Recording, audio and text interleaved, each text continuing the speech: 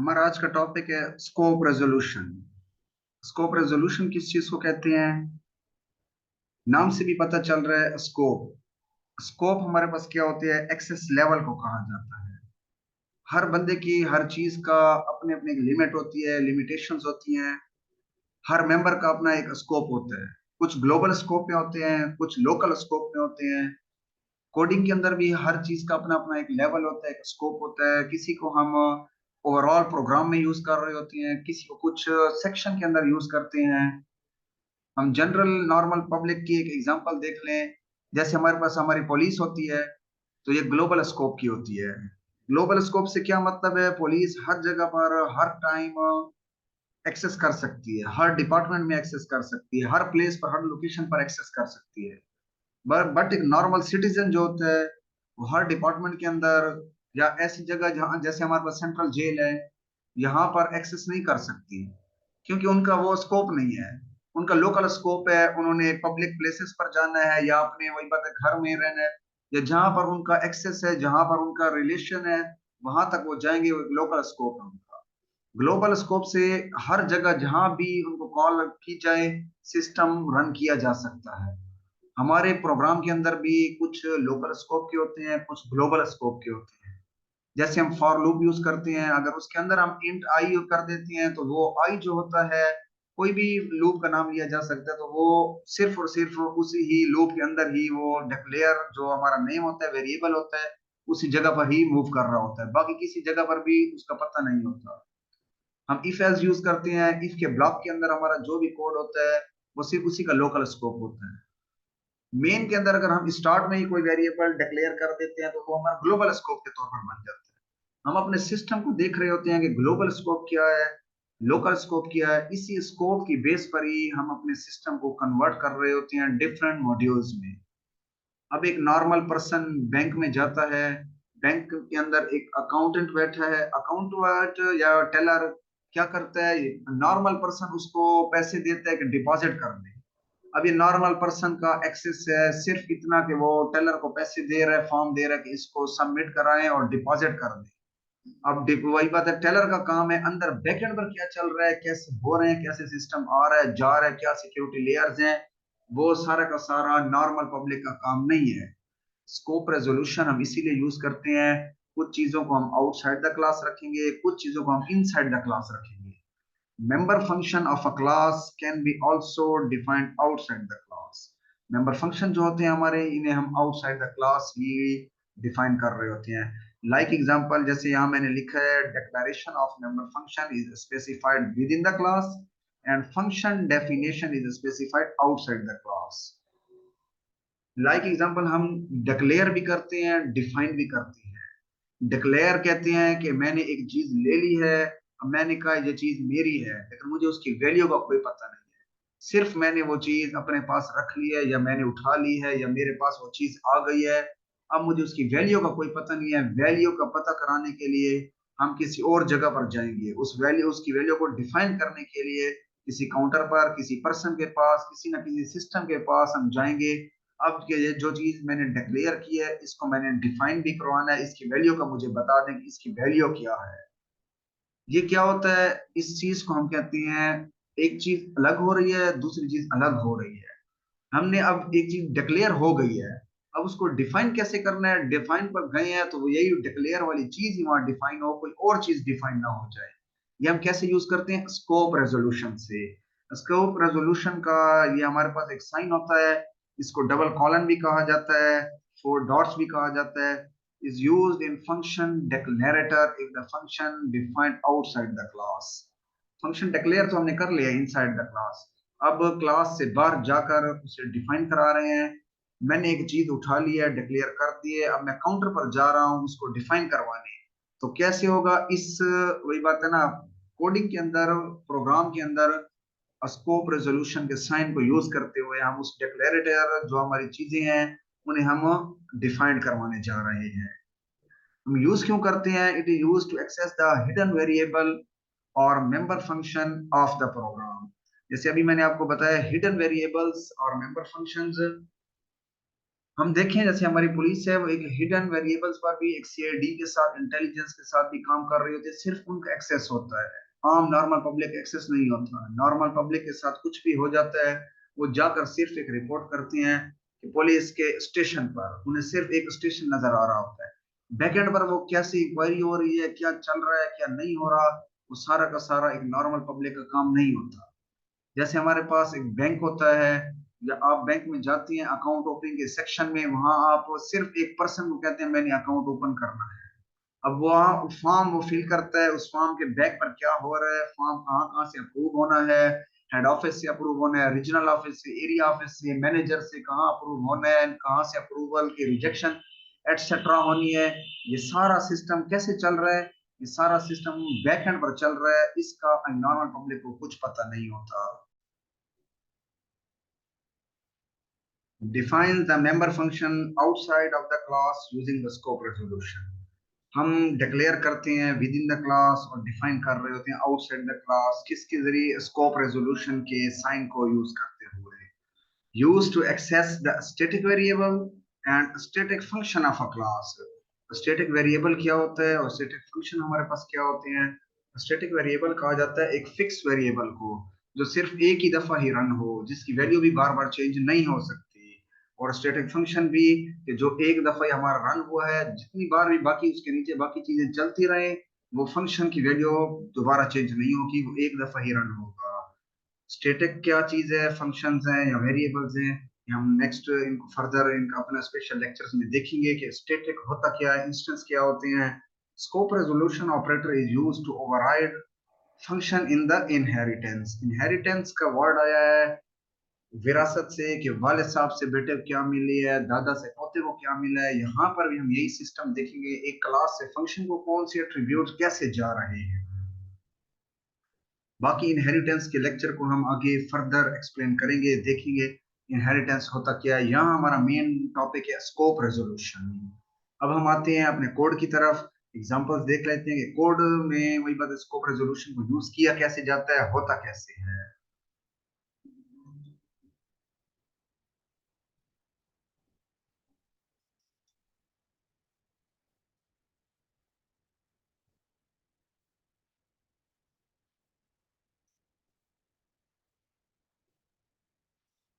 ये हमारे पास प्रोग्राम है स्कोप रेजोल्यूशन का। मैंने एक प्रोग्राम बनाया हुआ है जिसमें क्लास मैंने बनाई है गेम की। गेम की क्लास है, सिंपल जैसे हम पहले क्लासेस बनाते रहे हैं, जैसे यहाँ भी मैंने एक क्लास बनाई है गेम की। उसके नीचे इस गेम की क्लास के नीचे मैंने एक पब्लिक का फंक्शन बना दिया है, पब्लिक फंक्शन बनाया प्ले का। पब्लिक उसका एक्सेस मॉडिफायर है कि आसानी से प्ले को हम किसी भी जगह पर एक्सेस कर सकते हैं आसानी से। ये क्या है, फंक्शन डेक्लरेशन है, फंक्शन को डिक्लेयर कर दिया है, लेकिन ये पता नहीं है ये प्ले का फंक्शन काम क्या कर रहा है, किसी को इस चीज का कोई पता नहीं चल रहा। यहाँ अगर मैं एक इसको कमेंट बनाता हूँ, इसको हम चेक करते हैं। ये गेम है, जी के नेम से हमने ऑब्जेक्ट बनाया हुआ है, जी डॉट जैसे हम करते हैं इस फंक्शन को कॉल तो हो गई है, वाइड प्ले का फंक्शन कॉल हो गया है, जैसे ये कॉल होगा तो ये इस जगह पर मूव कराएगा। लेकिन इस फंक्शन के अंदर कुछ नहीं है, ये बिल्कुल एम्प्टी फंक्शन है, तो इस फंक्शन को रखने का कोई फायदा ही नहीं था। लेकिन हमने इसके ऊपर फंक्शन कुछ ना कुछ परफॉर्म भी करवाने हैं टास्क, तो हम क्या कर रहे हैं, ये है विद इन द क्लास, यहाँ पर क्लास खत्म हो गई है। अब इसके अंदर कुछ जो टास्क परफॉर्म कराने हैं उसे हम आउटसाइड द क्लास लेकर जाएंगे। यहाँ पर ये कमेंट्स हुआ नहीं है, इसको कमेंट करके दोबारा चेक करते हैं। ये हमारे पास कमेंट हो गया है, इसको हम देखते हैं। वाइड गेम है हमारे पास, गेम क्या थी, क्लास का नेम था, उसी क्लास के नेम से ही मैंने एक फंक्शन को कॉल किया है, एक क्लास का नेम आया है, इसके आगे हमने किसको कॉल करनी है, प्ले को कॉल करनी है। तो मैं किसका कीवर्ड यूज कर रहा हूँ, स्कोप रेजोल्यूशन का, कि गेम के जितने भी मेंबर्स हैं इस प्ले के फंक्शन के साथ वो यहाँ पर हम परफॉर्म करवा रहे हैं।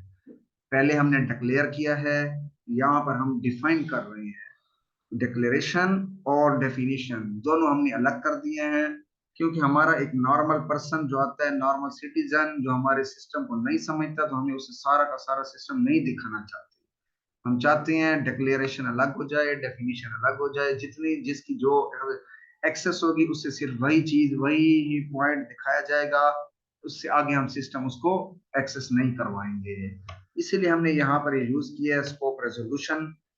वाइड जैसे हमारे पास, क्योंकि हमने रिटर्न टाइप नहीं करवाना तो इसलिए हमने वाइड का नेम यूज कर लिया है, क्योंकि यहाँ फंक्शन भी वाइड था।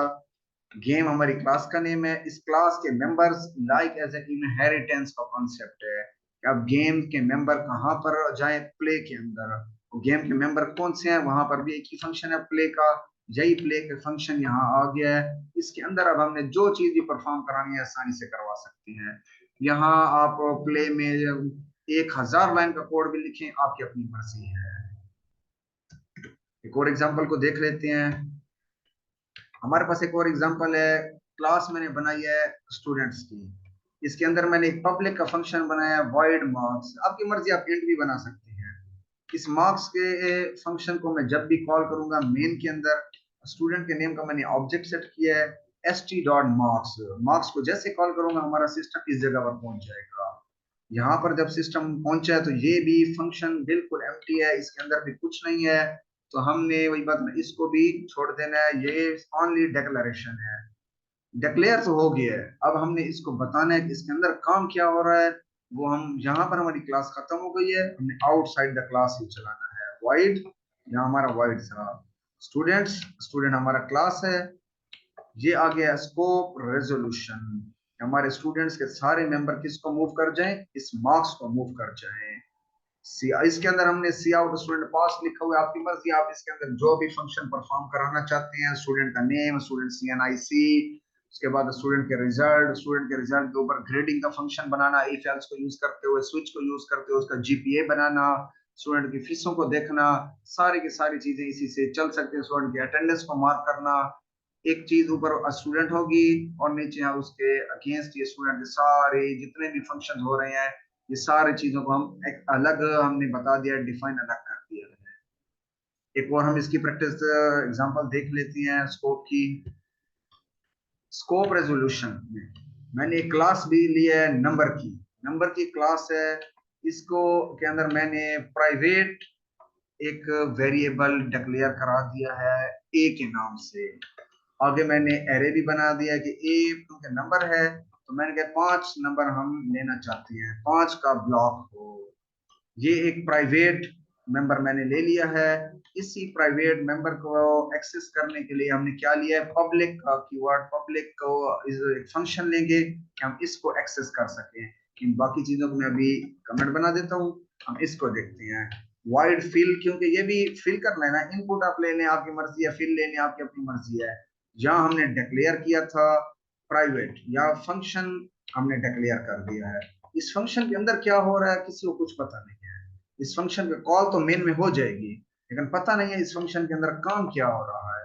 इस फंक्शन को काम करवाने के लिए हम वाइड नंबर हमारी क्लास का नेम था, स्कोप रेजोल्यूशन यूज करेंगे और इसी फंक्शन को कॉल करके इसके अंदर ही हम एक फॉर लूप लगा दिया और हमने एंटर करवाना शुरू कर दिया कि हमारा सिस्टम कैसे कैसे मूव करे, कैसे कैसे चलेगा। हमने 5 एंट्रीज करवानी है, इसको हम एंटर करके चेक करते हैं। बाकी जो हमारे पास पड़े हैं वॉइड के डिस्प्ले का है या मैक्स का है, इसे मैं अभी कमेंट बना देता हूँ, यहाँ से भी हम इन्हें अभी कमेंट कर देते हैं। हमारे पास नंबर की क्लास थी NU के नाम से, मैंने एक ऑब्जेक्ट सेट किया है NU.fill, फिल किया था हमारा फंक्शन था ये वाला फंक्शन। ये फंक्शन जैसे ही कॉल होगा तो हमारा सिस्टम इधर मूव कराएगा। यहाँ हमने लूप लगा रखा है और एरे के ऊपर, एक एरे के ऊपर लूप लगा हुआ है कि हमारा 5 दफा सिस्टम रन करे, 5 दफा हमसे वैल्यूज ले। इसको रन करके हम चेक करते हैं।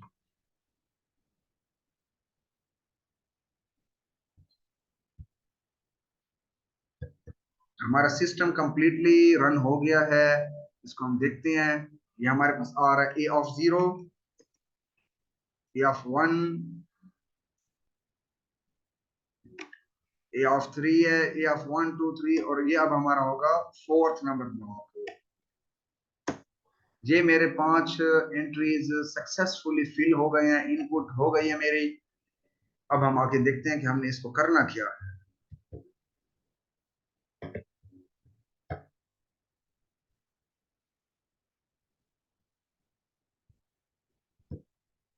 हमने 5 इनपुट करा दिए हैं। किस तरीके से हमारा प्राइवेट वेरिएबल था, उसके अंदर पब्लिक फंक्शन था, लेकिन इस फंक्शन में भी कुछ भी नहीं था। इस फंक्शन को हमने आउटसाइड द क्लास, यहाँ क्लास खत्म हो गई है, इस बात को अपने याद रखना है। आउटसाइड द क्लास, क्लास खत्म हो गई, इससे बाहर हम आए हैं। नंबर, क्लास का नेम, स्कोप रेजोल्यूशन और हमारा फंक्शन का नेम, इसके अंदर हमने सारा काम कराया है।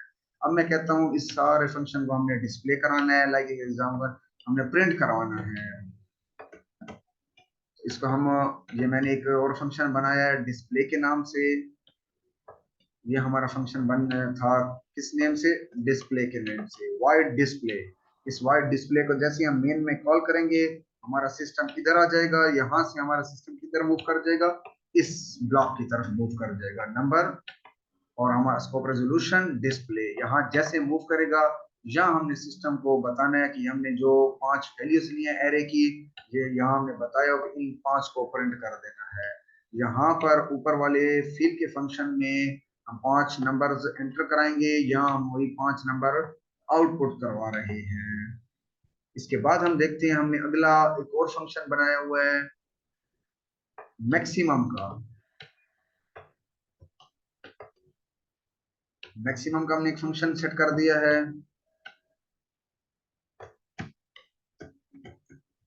मैक्सिमम का जब हमने फंक्शन बनाया, इसको मैंने इंट रख दिया है।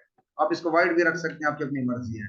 इंट, नंबर, स्कोप रेजोल्यूशन और मैक्स, मैक्स के फंक्शन को कॉल किया है। यहाँ मैंने मैक्सिमम का ही एल्गोरिथम सेट किया हुआ है, एक नया वेरिएबल लेकर। पहली एंट्री किसमें चली जाए, इस एम में चली जाए। एम पहली एंट्री है और ये यहाँ पर बार बार लूप चलता रहेगा और कंपेयर होता रहेगा। जो भी हमारी सबसे बड़ी एंट्री होगी वो हमारे पास यहाँ एम के अंदर आकर एम को रिटर्न कर दिया जाएगा। अगर आप यहाँ वॉइड लगा दे तो आप सी आउट भी यूज कर सकती हैं। इसी एम को ही हमने यहाँ पर कॉल दिया दोबारा। यहाँ हम प्रिंट कराना चाह रहे थे, इसलिए हमने इसको सी आउट में दे दिया है। मैक्सिमम वैल्यू इज आपकी मर्जी, आप इसको जैसे सेट करना चाहें। आपको एक वेरिएबल में एंटर करा कर ही भी इसको आउटपुट करवा सकते हैं। मैं इसको रन करके चेक करता हूँ।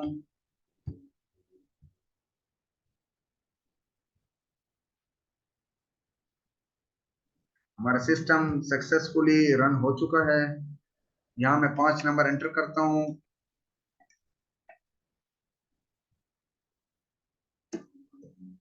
ये 5 नंबर मैंने एंटर कर दिए हैं। अब जैसे ही मैं एंटर प्रेस करूंगा, अगले दो जो फंक्शन थे डिस्प्ले का और मैक्स का, वो भी साथ रन हो जाएंगे।